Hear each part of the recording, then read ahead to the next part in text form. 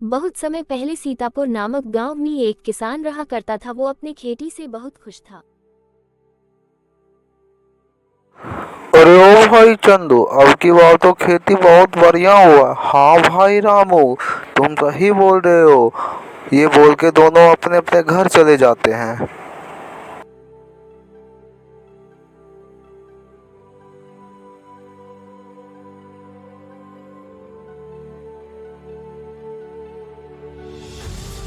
अरे ओ चिंटू के दादाजी, आप आ गए। हाँ रामू की दादी, मैं आ गया। चलो कुछ खाने के लिए लगा दो, भूख बहुत जोर का लगा हुआ है। ठीक है, चलिए चिंटू के दादाजी, कुछ खाने के लिए लगा देते हैं। बहुत थक गए होंगे, चलिए पैर हाथ धो लीजिए, मैं खाना लगा देती हूँ। यह कहकर दोनों घर के अंदर आ गए और दोनों घर के अंदर बैठे हुए थे। कुछ देर बैठने के बाद चिंटू की दादी ने उसे खाना निकाल के दिया और वह खाना खाने के बाद आराम ही कर रहे थे। तभी चिंटू उधर से आता और बोलता है कि ए दादाजी, चलिए कहीं घूमने चलते हैं, बहुत दिन से घूमे नहीं है। तभी दादाजी बोलते चलो घूम के आते हैं आज खेत से ही। तभी चिंटू की दादी बोलती जाइए और घूम के आइए खेत से। तभी चिंटू निकल जाता है घूमने के लिए दादाजी के साथ में।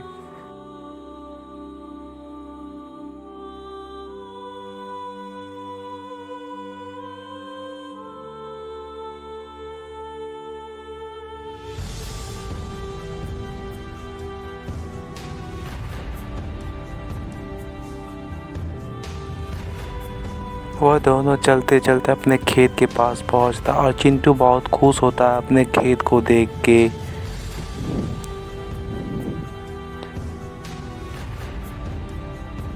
तभी दादाजी बोलते हैं चिंटू बेटा, ये सब खेत तुम्ही को संभालना है आगे चल के। तभी चिंटू बोलता है ठीक है दादाजी। तभी दादाजी बोलते चलो बेटा घर, बहुत देर हो चुकी है। और दोनों अपने अपने घर निकल चुके।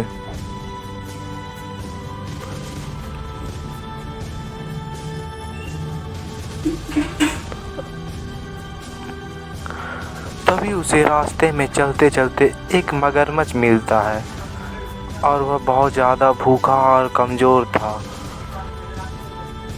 तभी वह मगरमच्छ बोलता है मुझे कुछ खाने के लिए ला दो। चिंटू बोलता है ठीक है, मैं देखता हूँ। तभी उसके दादाजी बोलते हैं तुम इतने भूखे और कमज़ोर क्यों हो। तो वह मगरमच्छ बोलता है मैं कुछ दिन से कुछ खाया नहीं हूँ।